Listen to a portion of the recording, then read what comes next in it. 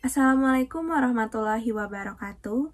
Pada kesempatan kali ini, saya akan memaparkan materi terkait dengan pemilikan perusahaan, di mana materi ini saya paparkan untuk memenuhi tugas evaluasi tengah semester mata kuliah tata kelola perusahaan dan tanggung jawab sosial dengan dosen pengampu Bapak Agus Alamsyah, SHMM. Sebelumnya, perkenalkan nama saya Asfi Safia Maroh Anandita dengan NPM 112113996, kelas B121 dengan program studi Manajemen S1. Selamat menyaksikan. Materi pemilikan perusahaan ini, saya akan menjelaskan 5 pokok pembahasan, di mana pembahasan yang pertama terkait dengan organ perusahaan. Kemudian yang kedua terkait dengan rapat umum pemegang saham atau disingkat dengan RUPS. Kemudian yang ketiga terkait dengan perlindungan pemegang saham. Yang keempat terkait dengan peningkatan nilai tambah. Dan yang kelima terkait dengan wewenang RUPS. Pertama terkait dengan organ perusahaan. Apa itu organ perusahaan? Organ perusahaan merupakan komponen-komponen yang bertanggung jawab terhadap keberlangsungan perusahaan.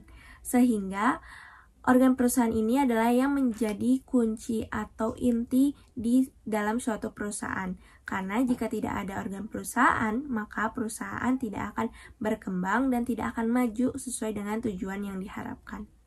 Menurut UU nomor 40 pasal 2 tahun 2007 terkait dengan perseroan terbatas menyebutkan bahwa organ perusahaan ini terdiri dari RUPS atau Rapat Umum Pemegang Saham, direksi, dan dewan komisaris.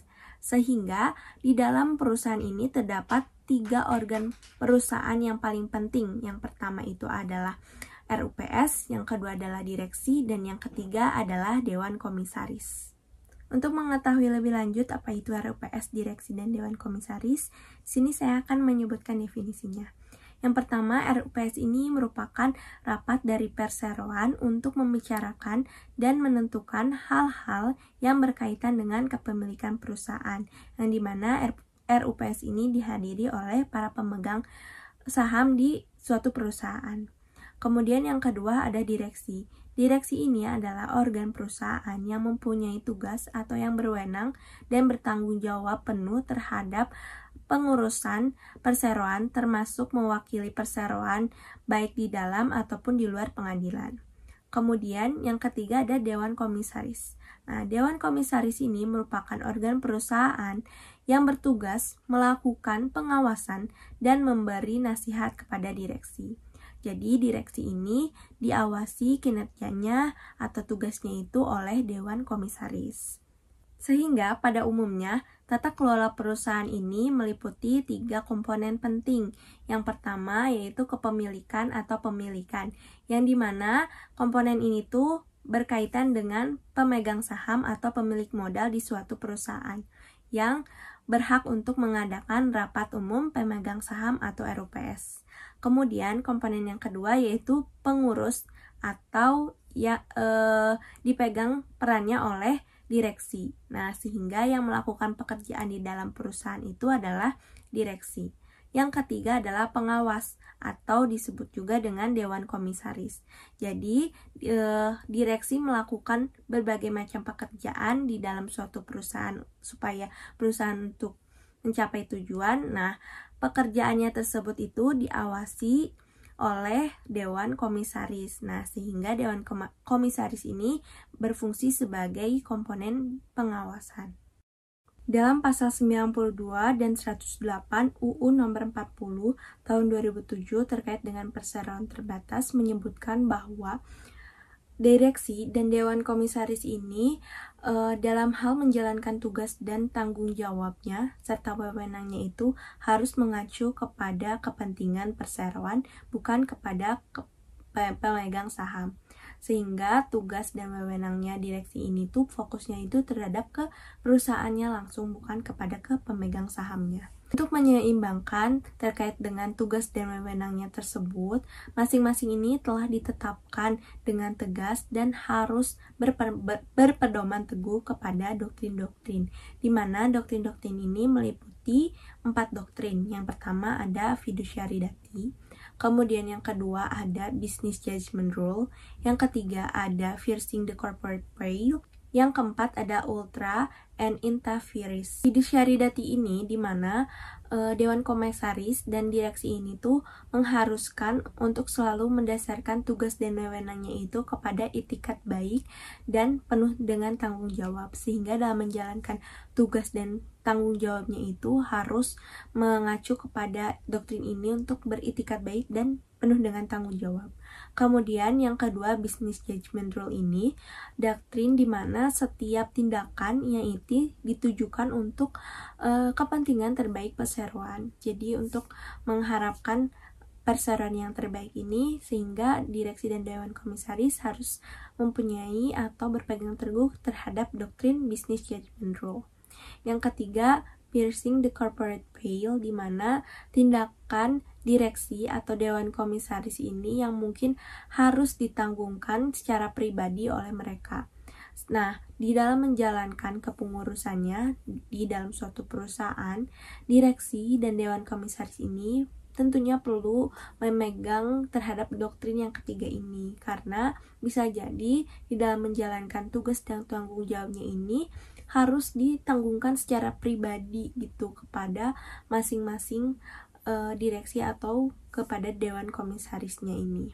Nah, kemudian yang keempat yaitu ada ultra and interferes, di mana interferes ini didefinisikan sebagai setiap tindakan direksi dan dewan komisaris ini harus selalu berdasarkan kewenangan yang mereka miliki atau sesuai dengan tujuan perusahaan. Sedangkan ultravirus ini adalah tindakan di luar kewenangan. Nah, jadi di doktrin ini tuh ada dua. Yang pertama itu ada intra, dan yang keduanya ini adalah ultra, di mana intra ini tuh direksi dan dewan komisaris ini harus selalu berdasarkan kewenangan yang mereka miliki untuk mencapai tujuan perusahaan. Sedangkan yang ultra ini di mana tindakan di luar kewenangan yang dimiliki oleh direksi dan dewan komisaris. Kemudian pembahasan yang kedua terkait dengan rapat umum pemegang saham atau RUPS. RUPS ini merupakan bagian terpenting dan bagian dari perusahaan sebagai tempat para pemegang saham untuk mengambil keputusan penting yang kewenangannya ini tidak diberikan kepada dewan komisaris maupun dewan direksi, dalam batas yang telah ditentukan oleh Undang-Undang Dasar maupun anggaran dasarnya. Nah, seperti yang sudah saya sebutkan sebelumnya, direksi dan dewan komisaris juga tidak mempunyai kewenangan secara penuh kepada pemegang saham, tetapi hanya berfokus kepada perseroannya. Begitupun sebaliknya, RUPS atau para pemegang saham ini pun mempunyai atau akan mengambil keputusan ini yang dimana kewenangannya itu tidak ditangguhkan kepada direksi maupun dewan komisaris. Untuk menjalankan fungsi dari RUPS ini di perusahaan, maka pemegang saham ini membentuk RUPS. Nah, sebagai tempat para pemegang saham untuk mengambil keputusan tentang sesuatu yang berkaitan dengan perusahaan. Jadi, untuk menentukan baiknya perusahaan seperti apa, untuk mencapai tujuannya seperti apa, tentunya harus diputuskan oleh para pemegang saham di dalam rapat umum pemegang saham. Nah, di mana isi RUPS ini adalah terkait organisasi manajemen, kinerja, prospek, personalia perseroan, dan mencakup kepentingan mereka sendiri, yaitu pemegang saham. Adapun kepentingan pemegang saham yang dimana terdiri dari dua hal. Untuk hal yang pertama yaitu perlindungan sebagai investor, dan yang kedua sebagai peningkatan nilai tambah, yang dimana nanti akan saya jelaskan di slide selanjutnya.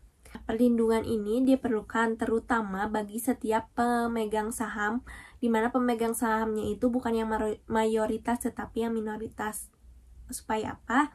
Supaya tidak diabaikan oleh pemegang saham yang dimana pengendaliannya itu direksi dan dewan komisaris. Slide berikutnya, di sini saya akan menjelaskan dua hal tadi yang sudah saya sebutkan terkait dengan kepentingan pemegang saham. Yang pertama kan sebagai perlindungan pemegang saham atau investor. Nah, yang kedua sebagai peningkatan nilai tambah. Yang pertama, di mana perlindungan pemegang saham. Ini itu di dalam perusahaan yang berbentuk badan hukum perseroan terbatas, pemilikannya ini dinyatakan dalam bentuk saham. Nah, ada dua hak yang dimiliki oleh pemegang saham. Yang pertama, menghindari dan mengeluarkan suara dalam RUPS. Yang kedua, menerima pembagian dividen dan sisa kekayaan hasil likuidasi. Kemudian, Undang-Undang Perseroan Terbatas ini juga memberikan perlindungan kepada pemegang saham dalam bentuk yang pertama, syarat quorum dan syarat pemungutan suara. Yang kedua, hak mengajukan gugatan hukum. Yang ketiga, hak meminta sahamnya dibeli dengan harga wajar. Yang keempat, hak mengajukan permohonan untuk dilakukan pemeriksaan terhadap perseroan. Yang kelima, hak untuk mengajukan usul pembubaran perseroan, dan yang keenam, hak meminta diselenggarakannya RUPS tahunan atau RUPS lainnya. Untuk kepentingan yang kedua yaitu peningkatan nilai tambah. Kepentingan ini di mana dari pemegang sahamnya adalah peningkatan nilai tambah berupa kesejahteraan akan meningkat yang bersumber dari yang pertama dari kinerja perseroan dan yang kedua dari pengaruh pasar. Di dalam rapat umum pemegang saham ini tuh ada beberapa wewenang. Nah, yang pertama yaitu persetujuan atas rencana kerja yang disampaikan oleh direksi. Nah, persetujuan juga harus dapat dilakukan oleh Dewan Komisaris. Kemudian yang kedua, persetujuan terhadap laporan tahunan, termasuk pengesahan laporan keuangan yang disampaikan oleh direksi. Yang ketiga, memutuskan penggunaan laba bersih perseroan. Kemudian yang keempat, menentukan besarnya gaji dan tunjangan anggota direksi. Kewenangan ini dapat dilimpahkan kepada Dewan Komisaris. Kemudian yang kelima, menetapkan besarnya gaji atau honorarium dan tunjangan bagi anggota Dewan Komisaris. Yang keenam, mengangkat dan memberhentikan anggota direksi. Serta yang ketujuh, mengangkat dan memberhentikan anggota Dewan Komisaris. Sehingga dapat disimpulkan bahwa organ perusahaan ini tuh sangat penting dalam keberlangsungan suatu perusahaan, karena jika tidak, maka perusahaan tidak akan berjalan dengan baik. Nah, di dalam tata kelola perusahaan ini pun terdapat 3 komponen penting. Yang pertama ada pemilikan yang dipegang oleh pemegang saham atau investor. Yang kedua ada pengurus yang dipegang oleh direksi, yang dimana yang menjalankan pekerjaan-pekerjaan di dalam suatu perusahaan. Yang ketiga ada pengawasan atau yang dipegang oleh Dewan Komisaris, yang dimana mempunyai wewenang untuk mengawasi tugas dari direksi. Berikut pemaparan materi yang dapat saya sampaikan. Mohon maaf apabila ada kesalahan dalam penyampaian materinya. Wassalamualaikum warahmatullahi wabarakatuh.